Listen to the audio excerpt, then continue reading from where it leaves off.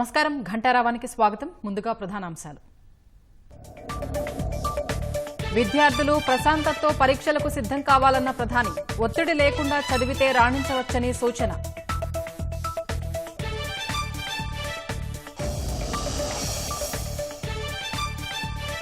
CID విచారణకు దర్శకుడు రామ్ గోపాల్ వర్మ గైర్హాజరు.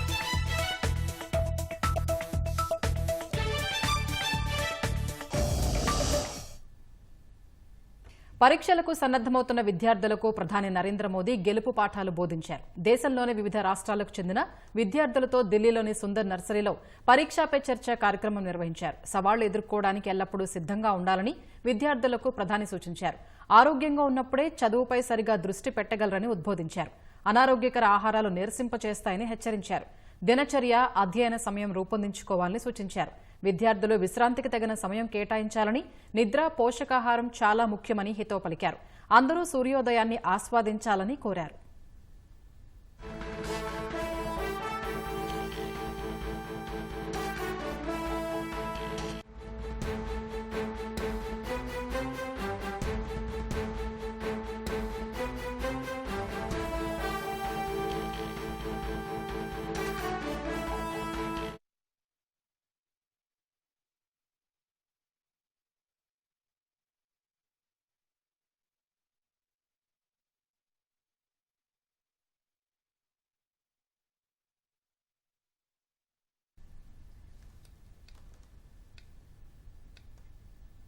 ఉత్తరప్రదేశ్ ప్రయాగ్రాజ్లో జరుగుతున్న మహాకుంభమేళాలో రాష్ట్రపతి ద్రౌపది ముర్ము పుణ్యస్నానం ఆచరించారు. ఉత్తరప్రదేశ్ గవర్నర్ ఆనందీబెన్ పటేల్, సీఎం యోగి ఆదిత్యనాథ్లతో కలిసి మహాకుంభమేళా ప్రాంతానికి రాష్ట్రపతి చేరుకున్నారు. తొలుత ప్రత్యేకమైన పడవలో ప్రయాణించిన ముర్ము వలస పక్షులకు ఆహారం వేశారు. అనంతరం త్రివేణి సంగమంలో పుణ్యస్నానం చేశారు. అక్కడే పూజలు చేశారు. రాష్ట్రపతి పర్యటన సందర్భంగా మహాకుంభమేళాలో భారీ భద్రత ఏర్పాట్లు చేశారు. ప్రయాగ్రాజ్ మహాకుంభమేళాలో ఇప్పటివరకు 41 కోట్ల మందికి పైగా భక్తులు పుణ్యస్నానాలు ఆచరించారని ఉత్తరప్రదేశ్ ప్రభుత్వం ప్రకటించింది.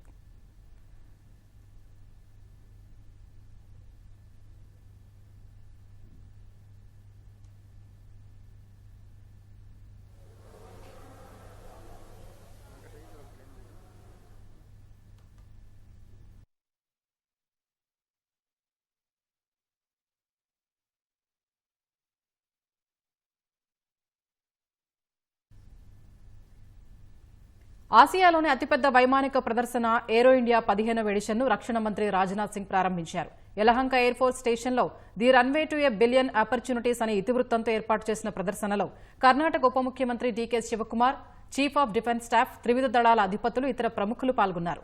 మొత్తం 42,000 చదరపు మీటర్లకు పైగా విస్తీర్ణంలో 150 విదేశీ కంపెనీలు, 900 మందికి పైగా ఎగ్జిబిటర్లు పాల్గొంటున్నారు. ఈ సందర్భంగా భారత వైమానిక దళ యుద్ద విమానాలు అద్భుతమైన విన్యాసాలను ప్రదర్శించాయి. భారతదేశ ఏరోస్పేస్, రక్షణ సామర్థ్యాల్ని ఏరో ఇండియా ప్రపంచానికి చాటుతుందని రక్షణ మంత్రి రాజ్నాథ్ సింగ్ చెప్పారు. ప్రయాగ్రాజ్లో ఒక మహాకుంభమేళా జరుగుతుంటే ఏరో ఇండియాలో మరో మహాకుంభ్ ప్రారంభమైందని ఆయన చెప్పారు. ప్రయాగ్రాజ్ మహాకుంభమేళా భారత అంతర్గత ఐక్యతపై దృష్టి పెట్టిందని, ఏరో ఇండియా మహాకుంభ్ బాహ్య భద్రతపై దృష్టి సారిస్తుందని రాజ్నాథ్ వివరించారు. As the aircraft is coming in for a maneuver called as tail slide.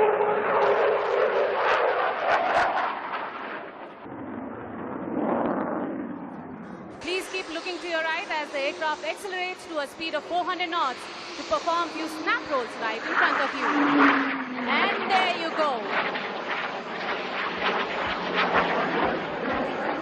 The aircraft is highly agile and its advanced avionics makes the pilot's task convenient in maneuvering the aircraft, making it an ideal platform for advanced training in tactical flying. Please notice how the pilot uses its agility to execute a high G turn to demonstrate its small radius of turn.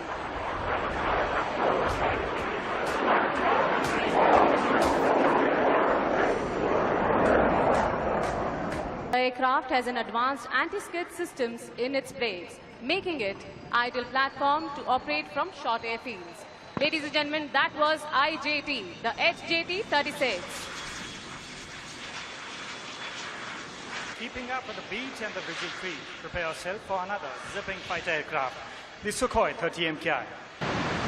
And it takes off.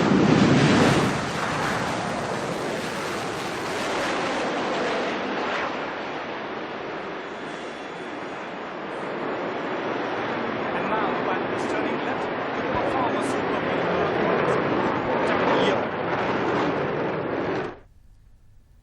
కొన్ని దేశాల నుంచి చేసుకునే వస్తువులపై దిగుమతి సుంకాలతో వాణిజ్య యుద్ధానికి తెరలేపిన America అధ్యక్షుడు Donald Trump ఇక స్టీల్, అల్యూమినియం దిగుమతులపై 25% టారిఫ్లు విధించనున్నట్లు వెల్లడించారు. ఇందుకు సంబంధించిన పూర్తి వివరాలని మంగళవారం నాటికి ప్రకటిస్తానని తెలిపారు.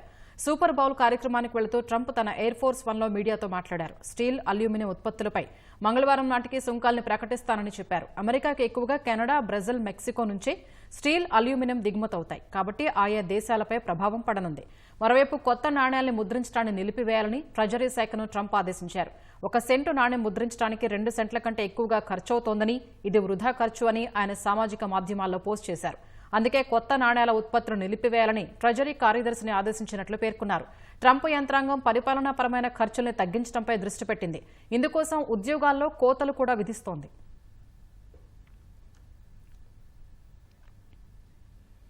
అమెరికా పొరుగు దేశం కెనడాకు డొనాల్డ్ ట్రంప్ నుంచి తలనొప్పి తప్పడం లేదు. కెనడాను 51వ రాష్ట్రంగా మారాలనే విషయంలో తాను చాలా సీరియస్గా ఉన్నట్లు డొనాల్డ్ ట్రంప్ తాజాగా చెప్పారు.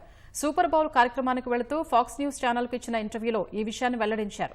కెనడాను విలీనం చేయాలని చేసిన వ్యాఖ్యలు నిజమేనా అని అడగ్గా ఆయన ఈ మేరకు బదులిచ్చారు.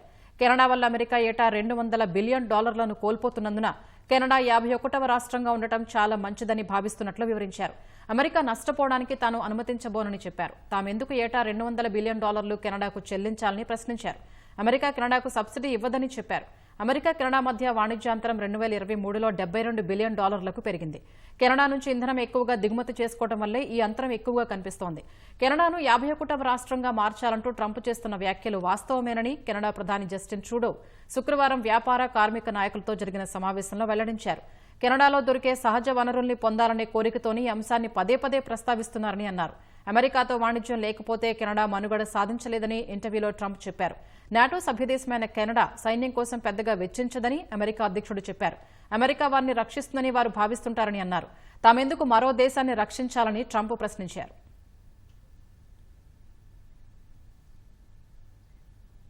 కమ్మరాజ్యంలో కడప రెడ్లు సినిమా ద్వారా ఒక వర్గం మనోభావాల్ని దెబ్బతీశారంటూ నమోదైన కేసులో విచారణకు దర్శకుడు రామ్ గోపాల్ వర్మ డుమ్మా కొట్టారు. గుంటూరు సిఐడి ప్రాంతీయ కార్యాలయంలో విచారణకు గైర్హాజరైన వర్మ తనకు 8 వారాల సమయం కావాలంటూ న్యాయవాది ద్వారా రాయబారం పంపారు. సినిమాపై అభ్యంతరాలు వ్యక్తం చేస్తూ టీడీపీ నేతలు సిఐడికి గతంలోనే ఫిర్యాదు చేశారు. దీనిపై కేసు నమోదు చేసిన సిఐడి అధికారులు 3 రోజుల క్రితం ఒంగోలులో విచారణకు వచ్చిన సమయంలో వర్మకు నోటీసులు ఇచ్చారు. అయితే సినిమా ప్రమోషన్లో ఉన్నందున విచారణకు హాజరు కాలేనంటూ ఆర్జీవీ సిఐడి అధికారులకు తెలిపారు. 8 వారాల తర్వాత వస్తానన్నారు. వర్మ ఇచ్చిన జవాబుపై సిఐడి అధికారులు ఇంకా అధికారికంగా స్పందించలేదు. మరోసారి నోటీసు ఇవ్వాలని భావిస్తున్నారు. తిరుమల శ్రీవారిని దర్శించుకునే భక్తుల సంఖ్య అనూహ్యంగా పెరిగింది. తిరుమల వెళ్లేందుకు భక్తులు సొంత వాహనాల్లో తరలి రావడంతో తిరుపతి అలిపిరి తనిఖీ కేంద్రం వద్ద వాహనాల రద్దీ అమాంతం పెరిగిపోయింది. వాహనాల తనిఖీకి కొంత ఆలస్యమవుతోంది. వాహనాలు గోమందిరం వరకు బారులు తీరాయి. టీటీడీ అధికారులు చర్యలు చేపట్టి వాహన రద్దీని నియంత్రించారు. గుడివాడలో తాగునీటి సమస్యపై ఆదివారం ఈటీవీలో ప్రసారమైన వేసవికి ముందే గొంతెండుతోంది కథనానికి కృష్ణా జిల్లా కలెక్టర్ బాలాజీ, ఎమ్మెల్యే వెనిగండ్ల రాము స్పందించారు. గుడివాడ మున్సిపల్ అధికారులు, ఈటీవీ రిపోర్టర్తో కలెక్టర్ మాట్లాడారు. తాగునీటి సమస్య ఉన్న ప్రాంతాల్లో పర్యటించి సమగ్ర నివేదిక ఇవ్వాలని కలెక్టర్ అధికారుల్ని ఆదేశించారు. ఎమ్మెల్యే వెనిగండ్ల రాము ధనియాలపేటలో పర్యటించారు. తాగునీటి సమస్యల్ని ప్రజలు ఎమ్మెల్యే దృష్టికి తీసుకొచ్చారు. వాటర్ ట్యాంకులు వస్తున్నా పూర్తి స్థాయిలో ప్రజలందరికీ నీరు అందటం లేదని వాపోయారు. అమృత్ స్కీమ్ పథకంలో పెండింగ్లో ఉన్న కనెక్షన్ల పనులు తక్షణమే ప్రారంభించాలంటూ మున్సిపల్ అధికారులకు ఎమ్మెల్యే సూచించారు. శివారు ప్రాంతాల్లో పైప్ లీకేజీల్ని పరిశీలించి మరమ్మతులు చేసేలా చర్యలు చేపట్టాలని ఆదేశించారు. వేసవిలో గుడివాడ ప్రజలకు నీటి ఎద్దడి లేకుండా చూస్తామని ఎమ్మెల్యే వెనిగండ్ల రాము స్పష్టం చేశారు. సమస్య ఉన్నప్పుడు నేను వస్తానికి రెడీగా ఉన్నాను. మీకే మాకు ఇంకా మంచిదే కదండి. మీరు వస్తారంటే మాకు కావాల్సినది నీళ్ళు వస్తానికి ఇక్కడ చిన్న కనెక్షన్ ఉందంట. అది ఓల్డ్ పైప్ లైన్, తీస్తే పాడవద్దు అని బెదురుతున్నారు. కాదు, ఎట్టి పరిస్థితుల్లో కావాల్సిందని చెప్పా ఈ రోజు మీకు. అందుకని వారం రోజుల్లోపు మీకు 10 రోజుల్లోపు మీకు ఇక్కడ ప్రతి ఊరికి నీళ్లు వస్తే అయిపోద్ది. అది ఫినిష్ చేస్తే ట్యాంక్ పర్మిషన్ వచ్చి దానికి డబ్బులు శాంక్షన్ అయ్యి దాంట్లో చీట వచ్చి మనకు పడటానికి ఇంక చాలా రోజులు అప్పుడు దాకా ఇట్లా ఉంచలేం కదా. ఈ సమ్మర్కే గుడివాళ్ళు అక్కడ నీళ్ల ప్రాబ్లం రాకుండా చేయడానికి చేస్తున్నాం అంతా బేసిక్ గా. తూర్పుగోదావరి జిల్లా నిడదవోలు మండలం సూరాపురం వద్ద విద్యార్థులతో వెళుతున్న ఆటో అదుపు తప్పి బోల్తా పడింది. 7 విద్యార్థులు గాయపడ్డారు. బాధిత విద్యార్థుల్ని నిడదవోలు ప్రభుత్వాసుపత్రికి తరలించారు. విద్యార్థులు తాడిమళ్ల, కామకోటేశ్వరం గ్రామాలకు చెందిన వారిగా పోలీసులు వెల్లడించారు.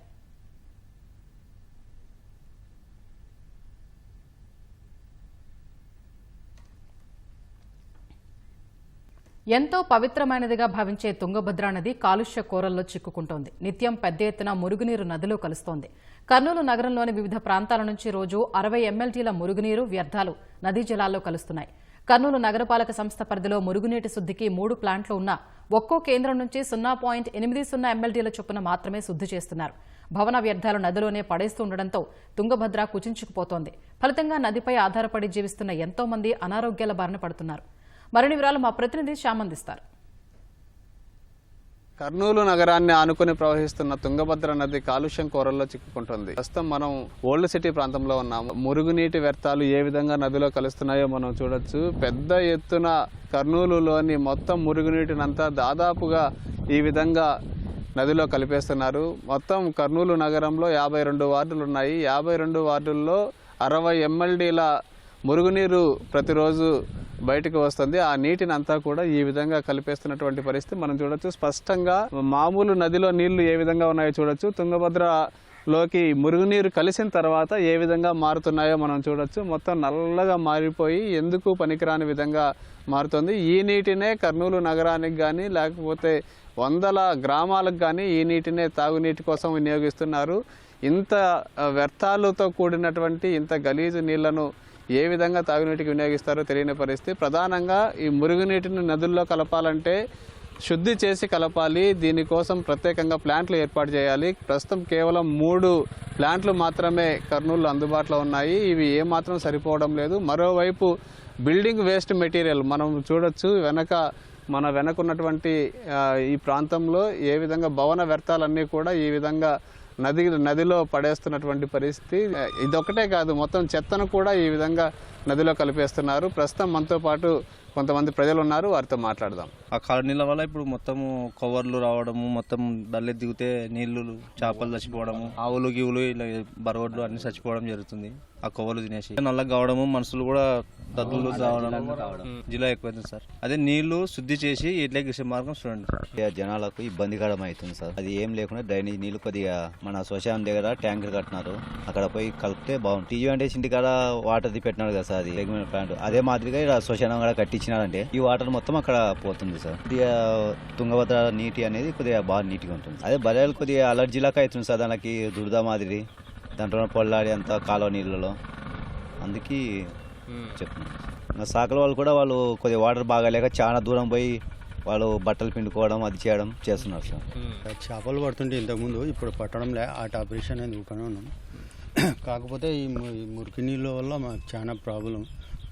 అలర్జీ మాదిరి ఈ నీళ్ళు ఇక్కడ ఏట్లేకి నదిలోకి కాకుండా వేరే ఎక్కడన్నా పంపించి శుద్ధి చేసి నీళ్ళు ఏట్లేకి పంపిస్తే బాగుంటుంది.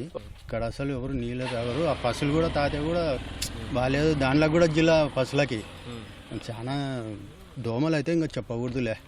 మలేరియా, టైఫాయిడ్ జ్వరాలు అవి కొంచెం ఫిల్టర్ చేసి పంపిస్తే కొంచెం అంతా బాగుంటుంది సార్. దోమలు గీమలు ఏముండదు, అంత వాసన తగ్గుతుంది.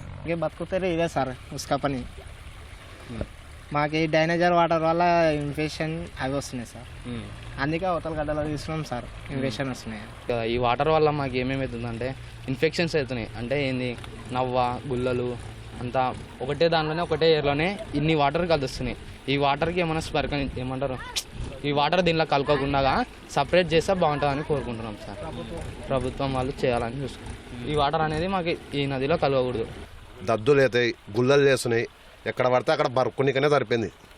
ఇది క్లీన్ చేస్తే కొంచెం బాగుంటుంది. ఎందుకంటే ఫ్రీ యూస్కి అన్నారు, చేసుకునేది కూడా మేము ఈ పని కోసమే కాబట్టి వచ్చేది.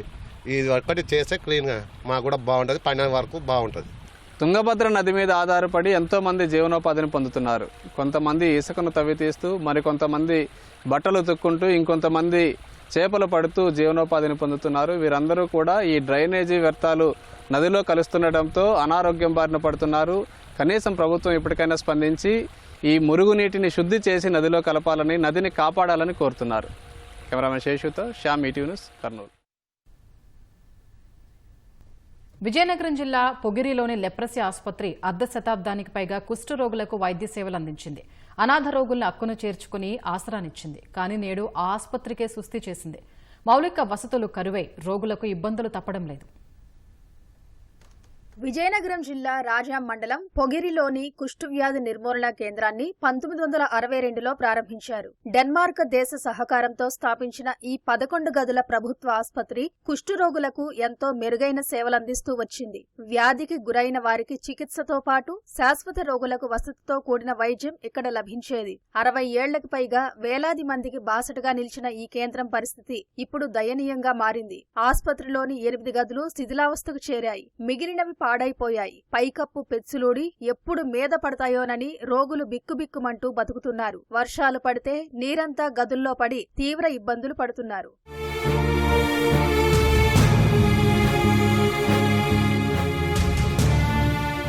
కుష్ఠవ్యాధి నిర్మూలన కేంద్రంలో ప్రస్తుతం 20 పడకలు అందుబాటులో ఉన్నాయి. వీటిలో 20 మంది రోగులు వసతితో కూడిన శాశ్వత చికిత్స పొందుతున్నారు. వీరే కాకుండా చికిత్స కోసం నిత్యం పదుల సంఖ్యలో ఈ కేంద్రానికి వస్తుంటారు. ప్రస్తుతం రోగులకు జిఆర్ఎం ఫౌండేషన్ సహకారంతో వంట మనిషి, సరుకులు సమకూర్చి భోజనాలు పెడుతున్నారు. మిగిలిన సౌకర్యాలు మాత్రం సరిగా లేవు. తాగునీటి ట్యాంక్ శిథిలావస్థకు చేరింది. మరుగుదొడ్లు అందుబాటులో లేవని రోగులు ఆవేదన వ్యక్తం చేస్తున్నారు.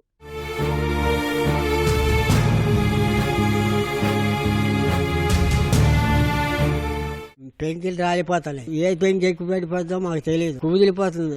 కట్లు కట్టిన లేరు. దుఃఖంలా ఉంది. ఇది వండలేకపోతున్నాం, చేయలేకపోతున్నాం. పాడైపోతుంది హాస్పిటల్. ఏం చేస్తాము? వండలేకపోతున్నాం, చేయలేకపోతున్నాం. ఇక్కడ మేము 20 సంవత్సరాలని ఇక్కడ ఉన్నా. ఇక్కడ ఒకటి మట్టుకు వాన పడితే తెల్లారులేసి మేము నీళ్ళు తోడుకోవడమే. ఏ రాత్రి మీద ఏ బెడ్డ పడిపోద్దో, ఏ రాయి పడిపోద్దో మాకు తెలియదు. మేము తెల్లవారులేసి తోడుకోవడము, ఈ వాన పడితే మంచాల మీద ముసుగు వేసుకొని కూకోవడము. మాకు అది ఇబ్బంది బాబు. మేము ఎక్కడ కూకున్నా మాకు బెడ్లు పడిపోతావేమో, రాళ్ళు పడిపోతావేమో, పాములు మేము కొట్టుకోవడమే. పాములు అన్నట్టు చేరిపోతాన్నవి. బాత్రూమ్లు కూడా మాకు లేవు. అవులకి వీళ్ళకి లేవు. మన మేడమ్మల గోరక లేవు. ఆ మేడమ్మల గదులు కూడా అలాగే ఉన్నవి. ఆ రాత్రి మీద ఏడు పడిపోతావో తెల్లారులేసి ఎంత పడిపోద్ది గదులు అంట.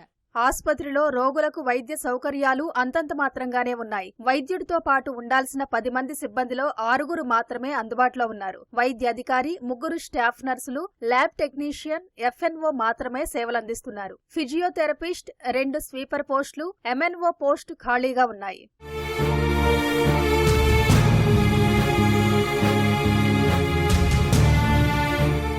చేపర్లు కూడా కట్ అయిపోయారు. ఈ వాటర్ బాయిల్ కూడా కట్ అయిపోయారు. అక్కడికి ఒక ఆడ మనిషే మిగిలింది. ఇక్కడ సరైన కట్టులు కట్టిన కూడా అందరూ కూడా లేకుండా అయిపోయారు. మళ్ళీ బాబు అక్కడి నుంచి నేను చూస్తానని అనేసి ఆయన ఇక్కడ ఇప్పుడు కానించి ఆయన కుడ్డెత్తాడు. ఆ తర్వాత దాతలకు కొంత సహాయం చేస్తున్నారు. గవర్నమెంట్ నుండి ఏమి లేదు బాబు. ఏమైనా మాతలు మాకేదో వస్తే వాళ్ళు ఏ బాధపడో బ్యాండేజ్ కట్టు, ఈ 2 తప్ప అక్కడ ఏమి లేవు.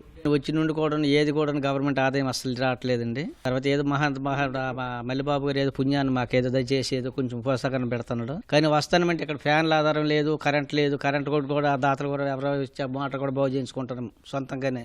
తర్వాత భోజనం విషయం మాత్రం అసలు గవర్నమెంట్ మాకు ఏమీ పట్టించుకోవట్లేదండి. ఏదైనా మీరు దయించి గవర్నమెంట్ ద్వారా మాకు ఏదైనా ఈ బిల్డింగ్ ఏదో కొంచెం ఒక హౌస్ ద్వారా ఎంత కాకపోయినా మాకు ఉండడానికి ఎంతో కొంత సాయం చేసేలాగా హెల్ప్ చేయమని చెప్తాను అంతేనండి. 2 సంవత్సరాలు బట్టి ఇలాగే బాధపడుతుంటే మేడం కూడా ఏదో ఆ మెడిసిన్ ఏదో మాకు చూసి కొంచెం కాపాడుతాను మమ్మల్ని అంతే. ఆసుపత్రి భవనాలు శిథిలావస్థకు చేరిన విషయాన్ని ఉన్నతాధికారుల దృష్టికి తీసుకెళ్లినట్లు వైద్యుడు కృష్ణమోహన్ తెలిపారు. అయితే మనకేంటంటే ఈ ఆసుపత్రి కొంచెంగా శిథిలావస్థలో ఉంది. ఎందుకంటే కొంచెం పెంకులు పాత బిల్డింగ్ కాబట్టి దీన్ని రెనోవేషన్ చేసి ఉన్నటువంటి సదుపాయాలు, ఇప్పుడు కావాల్సినటువంటి సదుపాయాలన్నీ కల్పిస్తే పేషెంట్స్కి బాగుంటుంది, ఇక్కడ ఉన్న సిబ్బందికి కూడా బాగుంటుంది అనేసి మేము అందరం అనుకోవడం జరిగింది. దాంతోపాటు రిపేర్స్ అన్నీ కూడా చేసి ప్రభుత్వం వారు ఆదుకోవాలనేసి మెమరాండం అనేది సమర్పించడం జరిగిందండి. గత నెలలో కూడా వారికి గవర్నమెంట్కి ఇస్తే మేము పరిశీలించి పంపిస్తాము అనేసి చెప్పడం అయితే, హామీ ఇవ్వడం అయితే జరిగింది. కుష్ఠవ్యాధి నిర్మూలిద్దాం, కుష్ఠరహిత సమాజాన్ని నిర్మిద్దాం అనే నినాదంతో కేంద్ర, రాష్ట్ర ప్రభుత్వాలు అనేక ప్రత్యేక కార్యక్రమాలు చేపడుతున్నాయి. రోగుల గుర్తింపుకు ప్రస్తుతం వైద్యారోగ్య శాఖ లెప్రసీ కేస్ డిటెక్షన్ క్యాంపెయిన్ నిర్వహిస్తోంది. అయితే వ్యాధి నిర్మూలనకు అండగా నిలుస్తున్న కుష్ఠవ్యాధి నియంత్రణ కేంద్రాలపైన దృష్టి పెట్టాలని సామాజికవేత్తలు అంటున్నారు. గత వైసీపీ ప్రభుత్వ పాపాలు రాజధాని అమరావతి రైతులను ఇంకా వెంటాడుతూనే ఉన్నాయి. ప్రభుత్వం మారినా బ్యాంకర్లు తమ పద్ధతి మార్చుకోకపోవడంతో అన్నదాతలకు కష్టాలు తప్పడం లేదు. అమరావతి కోసం భూమిని త్యాగం చేసిన రైతులకు రుణాలు రావటం లేదు. ప్రభుత్వం రిటర్నబుల్ ప్లాట్లు మంజూరు చేసినా దానిపై రుణాలు మంజూరు చేసేందుకు బ్యాంకర్లు నిరాకరిస్తున్నారు. నేడు జరిగే రాష్ట్ర స్థాయి బ్యాంకర్ల సమావేశంలోనైనా తమ సమస్యను పరిష్కారం దొరుకుతుందేమోనని రైతులు ఆశగా ఎదురు చూస్తున్నారు. సచివాలయంలో నేడు రాష్ట్ర స్థాయి బ్యాంకర్ల సదస్సు జరగనుంది. ఇందులో రైతుల వార్షిక రుణ ప్రణాళిక, వివిధ రంగాలకు రుణ వితరణపై కీలక నిర్ణయాలు తీసుకోనున్నారు. అయితే అమరావతి కోసం భూములు త్యాగాలు చేసిన తమకు రుణ సమస్యలు ఇబ్బందికరంగా మారాయంటున్న రైతులు ముఖ్యమంత్రే పరిష్కారం చూపాలని కోరుతున్నారు. గత ప్రభుత్వ కక్ష సాధింపుతో అనేక కష్టాలు పడిన రైతులు న్యాయ పోరాటం చేసేందుకు అప్పుల పాలయ్యారు. పిల్లల చదువులు, శుభకార్యాలకు రుణాలు చేయాల్సి వచ్చింది. గత ప్రభుత్వ పాలనా విధానాలకు తగ్గట్టే బ్యాంకర్లు రైతులకు నాడు వ్యవసాయ రుణాలను నిలిపివేశారు. ప్రభుత్వం ఇచ్చిన రిటర్నబుల్ ప్లాట్లపై అప్పు ఇచ్చేందుకు ముందుకు రాలేదు. దీంతో రుణాల కోసం రైతులు ప్రైవేట్ ఫైనాన్సర్లపై ఆధారపడ్డారు. వారు భూములను తనఖా పెట్టుకోకుండా రైతులు తమకు ప్లాట్లు అమ్మినట్లు సేల్ డీడ్లు రాయించుకుని రిజిస్టర్ చేయించుకున్నారు. అధిక వడ్డీలతో పాటు ఈ ఖర్చులు రైతులే భరించాల్సి వచ్చింది. గత 5 ఏళ్ల నుంచి అయితే ఏ బ్యాంకీకి పోయినా కూడా పిల్లలు చదువుకోవటానికి పోతే షూరిటీగా కూడా మా పొలాలు పెట్టుకోవటానికి లేదు. మా జోనల్ ఆఫీస్ నుంచి ఆర్డర్ అండి, అమరావతి ఎక్కడ పెట్టుకోము, బయట ఎక్కడ ఉంటే తీసుకురండి అని చెప్పి మొహమాటం లేకుండా బ్యాంకు మేనేజర్లు మాకు చెప్పారండి. అంతే కాబట్టి దయచేసి మేము ముఖ్యమంత్రి గారికి కానీ, ప్రభుత్వ అధికారులకు కానీ, బ్యాంకర్ల అధికారులకు అందరికీ విజ్ఞప్తి చేస్తున్నాం. దయచేసి అమరావతి భూమికి ఇల్లు ఇవ్వండి. మా అందరికి కూడా మళ్ళీ బ్యాంకులో పెట్టుకొని లోన్ తీసుకుని వెసులుబాటు కల్పించాలని చెప్పి వాడుతున్నాం. ఇదివరకు భూములు ఉండేవి కనుక ఏ బ్యాంకీల్లో పెట్టుకున్నా కానీ మాకు రుణాలు వచ్చేవి. ఇప్పుడు అవి లేకపోవటం వల్ల స్థలాలు ఇవాళ తక్కువ రేట్లకి అమ్ముకొని నానా ఇబ్బందులు పడాల్సి వస్తుంది. కనీసం ఏదన్నా ఒక జబ్బు చేసిందన్నా కానీ బోల్డ్ అంత డబ్బు కావాల్సి వస్తుంది. అందుకని మీరు ఇదివరకు పొలాల్లో ఉంటే ఎలా మేము బ్యాంకీల్లో పెట్టుకునేమో అలానే ఇవాళ ఇచ్చిన ప్లాట్లు కూడా బ్యాంకీలో పెట్టుకునేటట్టుగా మాకు మీరు చూడాలని చెప్పి మేము అడుగుతున్నానండి. గత ప్రభుత్వ హయాంలో ప్రైవేట్ ఫైనాన్షియర్ల చేతిలో చిక్కి ఎంతో మంది రైతులు తమ ప్లాట్లు కోల్పోయారు. ఎవరైనా అప్పు తీర్చినా మళ్లీ తన పేర ప్లాట్లు రిజిస్ట్రేషన్ చేయించుకోవడానికయ్యే ఖర్చును ఆ రైతే పెట్టుకోవాల్సి వచ్చింది. ఇలా 2 సార్లు రిజిస్ట్రేషన్ ఖర్చులను రైతులే భరించాల్సిన పరిస్థితి. రైతుల అప్పులను ఆసరా చేసుకుని ప్లాట్ల రేట్లను భారీగా తగ్గించుకున్నారు. ఈ సమస్య నుంచి రైతులను రక్షించాల్సిన బాధ్యత సిఆర్డీఏ ప్రభుత్వంపైనే ఉంది. కూటమి సర్కారు వచ్చి 8 నెలలు కావస్తున్నా ఇప్పటికీ ఆ దిశగా అడుగులు పడలేదని అన్నదాతలు ఆవేదన వ్యక్తం చేస్తున్నారు. మా భూమి పెట్టుకొని మా ఫ్లాట్లు పెట్టుకొని మాకు రుణం ఇవ్వాలండి బ్యాంకర్లని, అంతే తప్ప మేము వేరే అడగట్లా. ఇదే మేము మనం చేస్తున్నాం. చంద్రబాబు నాయుడు గారు మీరు పెద్ద మనం చేసుకుని మా రైతులకు రుణాలు ఇచ్చే ఏర్పాటు చేయండి. ఆ ఫ్లాట్లకి లోన్లు ఇవ్వట్లేదండి. బ్యాంకులకు వెళ్తేనేమో మాకు అనుమతి లేదు, బ్యాంకర్స్ మీటింగ్ పెట్టేసి వాళ్ళు అనుమతిస్తే కనుక ఇస్తామో లేకపోతే ఏమో అని చెప్పి వాళ్ళు చెప్తున్నారండి. మరి చంద్రబాబు నాయుడు గారు దీని గురించి ఆలోచించి రైతులకి రుణాలు వచ్చే ఏర్పాటు చేయాలండి. గత ప్రభుత్వ నిర్వాకంతో రాజధాని రైతులు రుణ పరపతి కోల్పోవడం ఒక ఎత్తైతే ప్రైవేట్ ఫైనాన్షియర్ చేతిలో చిక్కి సర్వస్వం కోల్పోవడం మరో శాపం. నేడు సీఎం ఈ విషయంపై బ్యాంకర్లకు గట్టి ఆదేశాలు ఇవ్వకుంటే సమస్య మరింత తీవ్రమై ఇంకా ఎంతో మందికి నష్టం వాటిల్లుతుందని రైతులు ఆవేదన వ్యక్తం చేస్తున్నారు.